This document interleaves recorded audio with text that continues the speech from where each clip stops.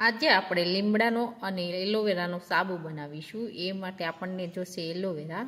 તો આ એલોવેરા છે તેના આપણે કાંટા કાઢી અને નાના નાના ટુકડા કરી લઈશું.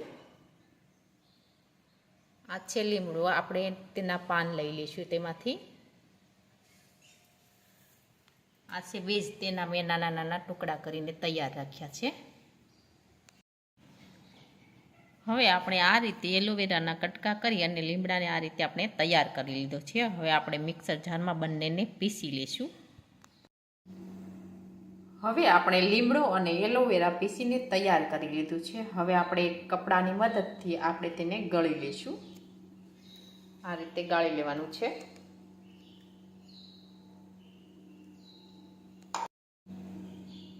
આ રીતે આપણે ગળીને તૈયાર કરી લઈશું.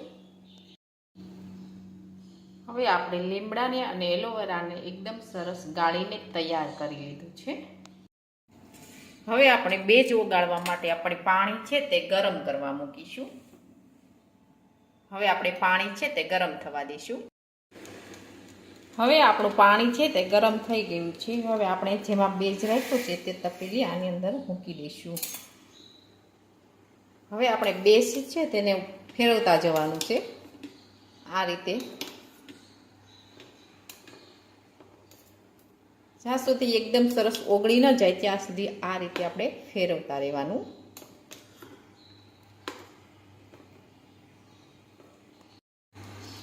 હવે બેજ છે તે ધીરે ધીરે ઓગળવા લાગ્યું છે.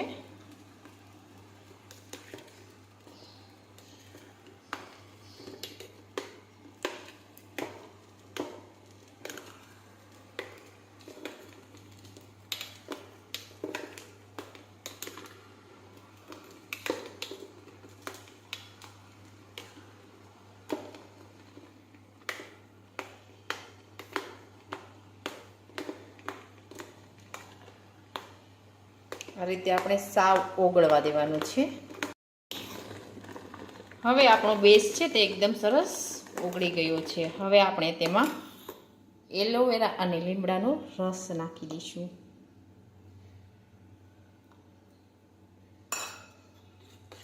એકદમ સરસ આપણે આ રીતે મિક્સ કરી દઈશું.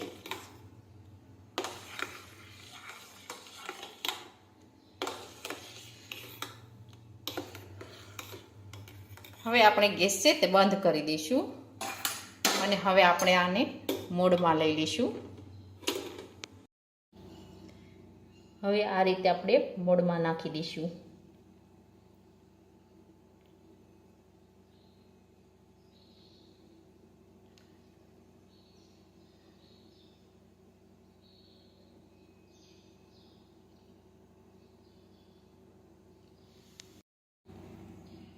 હવે આપણે આ રીતે મોડમાં નાખી દીધું છે. હવે આપણે જામવા દઈશું થોડી વાર માટે. હવે આપણા સાબુ છે તે એકદમ સરસ જામી ગયા છે. હવે આપણે મોડમાંથી બહાર કાઢી લઈશું.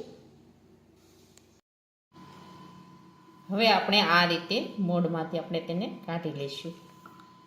આ રીતે એકદમ સરસ આપણો સાબુ છે તે બનીને તૈયાર થઈ ગયો છે. હવે આપણે સાબુ છે તે બધો મોડમાંથી કાઢી અને એક ડીશમાં લઈ લીધું છે અને આપણે આને એક દિવસ માટે સુકાવા દઈશું. તો તૈયાર છે આપણો લીમડો અને એલોવેરાનો સાબુ બનીને એકદમ સરસ તૈયાર થઈ ગયો છે. અને અમારો આ વિડીયો ગમે તો મારી જેકે કુકિંગ્સ એન્ડ હેન્ડવર્ક ચેનલને લાઈક કરો, શેર કરો અને સબસ્ક્રાઈબ કરો.